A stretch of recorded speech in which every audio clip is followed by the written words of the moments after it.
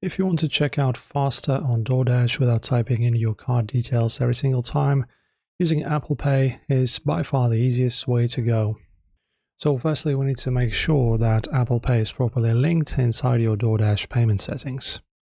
So you can just open up your app. You can also use the browser for this. After that, just tap on your account profile picture here. Then you go to Payments. And under the Digital Wallet section, check if Apple Pay is already active. Doordash usually detects this automatically from your device settings. If it's not listed yet, tap Add Payment Method. On your phone, you should have it. Also, guys, don't forget that it might or not be able to be used in a certain region. So I actually am in the region where Apple Pay is kind of a little bit restricted, so I don't have this feature.